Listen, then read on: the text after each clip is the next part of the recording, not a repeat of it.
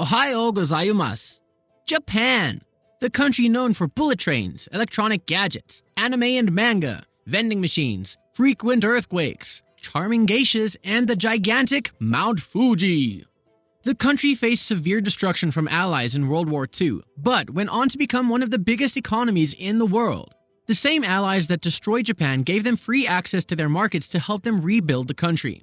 Japan saw an average annual growth rate of 9% between 1955 to 1973, which was an economic miracle, especially for a war-torn country. It saw another 4% average annual growth from 1973 to 1990, and this total of 3-decade economic prosperity made Japan a financial powerhouse. This era could be called a golden period in the history of Japan. The country was dominating multiple industries like automobiles, semiconductors, the entertainment industry, and the consumer electronics industry, from cameras to video games and from Walkman to pocket radios. Companies in Japan were prospering. They were paying on a piecework basis, and above all, people's living standards were uplifted and their savings were on the rise. Japan reached around 75% of the USA's GDP at that time, which was astonishing for a country half the population of the US and smaller than the state of California. Japan's growth rate was so remarkable that it led to optimistic predictions that sooner or later it will cross the economy of the United States to become the biggest economy in the world. But it didn't happen. The country instead faced an economic crisis that put the growth to a halt. But what went wrong?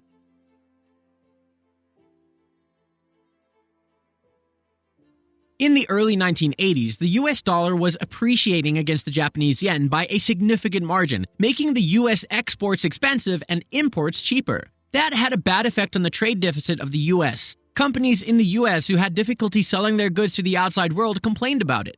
What did it have to do with Japan? Well, the US did something to turn this in their favor. A meeting was held at the Plaza Hotel in New York among the G5 countries that included the US, Japan, UK, Germany, and France. The purpose of the meeting was to depreciate the US dollar against the Japanese yen and West Germany's mark. We don't want to go into the details of why Japan signed into this in the first place, but that was a turning point. The sudden rise in the value of yen had a dramatic but unforeseeable and unintentional effect. It negatively impacted Japan's export industry, who had a big chunk of its total exports going to the US consumers. Companies in the US were happy, but companies in Japan, well, not so much. How did the country tackle it? There are two ways: monetary policy and fiscal policy. Monetary policy is implemented by the central bank that involves changing the interest rates, while fiscal policy is related to government spending and taxes. The Japanese central bank realized how at 50% devaluation of the dollar against the yen in just a few months could affect the competitiveness of Japanese companies. Not only the export sector was affected by the devaluation of the dollar, but the appreciation of yen reduced the cost of imports and resulted in lowered inflation, headed towards deflation. In the previous video, we saw how big numbers of inflation are bad, and central banks usually try to target a little amount of inflation, usually around 2%, that keeps the economy growing. But deflation, on the other hand, is a nightmare, and central banks do everything to not let that happen. To tackle the situation, they applied monetary policy by lowering interest rates, which is a very reasonable and usual thing to do under such circumstances. The idea was to increase the inflation rates to healthy numbers by boosting domestic demand and consumer spending.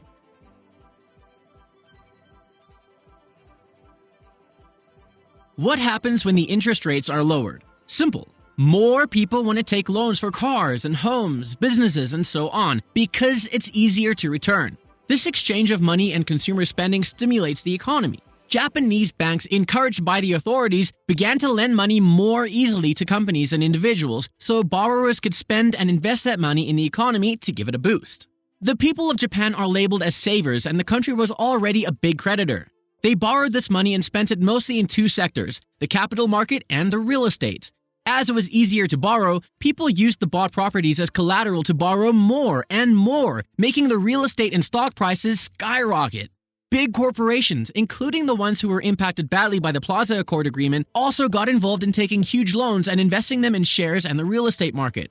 The more they got returns, the more they borrowed, and the more the prices went up, and the cycle kept on repeating, and a bubble began to develop. Although, on the apparent, it looked like the economy was booming. At this point, the economy looked like a charming geisha, but it was becoming a giant bubble as big as a sumo wrestler. The debt kept on increasing, the prices skyrocketed and became out of reach for younger people, and the company's competitiveness and export industry was on a constant decline. The central bank realized that it was becoming a bubble and they tried to intervene by updating the monetary policy, but things had already gone out of control as the Tokyo Stock Exchange fell by 60%. Companies' profits reduced because they were profiting more from the shares market and the real estate market instead of selling their products. The economy stagnated for the next decade from 1991 to 2001, which is also referred to as the lost decade, which turned out to be multiple decades because the stagnation persisted and the economy moved at a snail's pace for 3 decades. Its influence remained intact even to this day, making it one of the most talked about topics in economics.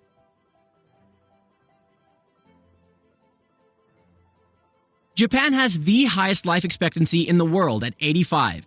It has the world's biggest aging population with around 27% of the total population over 65 years old, which accounts for over 34 million people. The aging population lowers the demand factor in the economy because older people don't buy new cars and houses and consumer products compared to the younger ones. Also, they take more retirement benefits compared to what the government receives in taxes from the working population. The population is also shrinking, which will be a major problem in the coming years. Japan has one of the lowest fertility and birth rates. One way to sort this out is to let more immigrants in, but the Japanese are very homogenous and conformist. It's difficult for people to go against cultural norms. Combine this with the language barrier and the unwelcoming immigration policies, and you have pretty much got a country that is unattractive for skilled immigrants and difficult to sail upwards. Disaster-prone land is also unattractive as a real estate investment for foreigners. There has been a naive debate that the low birth rates and labor shortage will be replaced by robots. Automation would probably fix a few gaps, but opening up the doors for immigrants seems like a valid thing to do. But in short, the Japanese would prefer to work with an emotionless machine than an actual human being from another country. If it sounds too far-fetched, then you should see people who have married anime characters. Depopulation impacts rural areas more than cities. Rural areas receive more government subsidies compared to their population. Hospitals are almost empty. Trains are seeing negligible people in some areas, and it's hard to justify the construction of roads in some places. And even if they embrace immigration, they would be inclined to live in the cities. Also, people in rural areas look for jobs in the big cities. Agriculture is dying down as the newer generation is uninterested in it, and very few who work in the field are from the old age group. Buddhist temples are slowly ceasing to exist, and so are the priests. Many local festivals and activities are already dying down due to the lack of people. The rail industry will find it more and more difficult to get any profits in the countryside. Keiretsu is a collaborated relationship among some companies that give them a monopoly-like exclusive control over the supply. This makes the free market not so free. This is backed by the government, and it may appear that the government has created an environment beneficial to the businesses, but it is detrimental to the economy in the long term. It also pushes away the innovators and entrepreneurs who can't compete with the low-cost model like Keiretsu. It also discourages and demoralizes the non-Japanese companies as they won't invest, seeing an obvious disadvantage against the Keiretsu. Long-term employment sounds good, but it is a problem too. Companies hire college graduates who usually stay employed for a lifetime. Millions of workers are using this system for their benefits without updating their skill set and hang around until they are retired, which is counterproductive in the era of technological development where skills get outdated quickly. While companies in Japan have reduced this approach to a significant low, its effect still exists. It seems like Japan failed to level up its game when it comes to the industries it was leading in earlier. Its Asian competitors like China, Taiwan, and Korea started to give it a tough time in price, warranties, and a more diverse range of products. The yen carry trade is another factor contributing to the economic decline. The low interest rates make the investors borrow money at a low-cost yen and invest it in high-paying currencies like the US dollar. This makes the demand for the yen higher than what the central bank would want. This shrinks the exports and halts the necessary minimum inflation required to keep the economy running. Japan has become the largest holder of US debt multiple times in the last decade. The country does this to make the yen low relative to the dollar so it can improve its exports. Japan's energy consumption relies heavily on imports of crude oil and gas. The country lacks domestic fossil fuel resources except for coal. In a post-oil dependent era, Japan would have to look for other sources to meet its energy demands. It started to shift towards nuclear energy earlier, but Fukushima nuclear plant disaster sent alarming signals to the general public who oppose nuclear energy.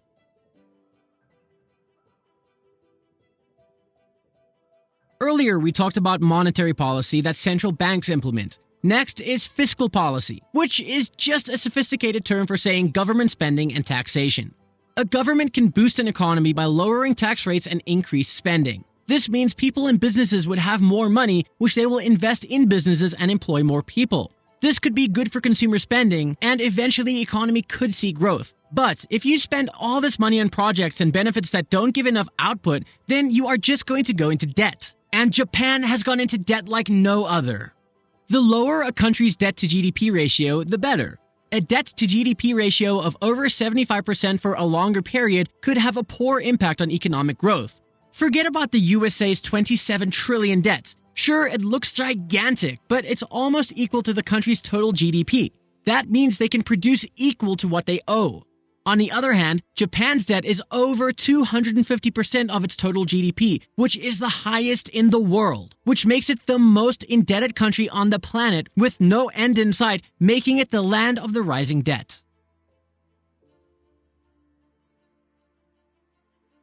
Japan will stay relevant for a long time. Borrowing more to stimulate the economy is not going to buy back freedom. Some are optimistic that Japan has recovered and entered the post-bubble era. The stock market seems to be at good levels, and employment is low, and so on. But the stagnation persists, and there is no spectacular growth indicating its economy could trend towards growth unless they take some drastic measures.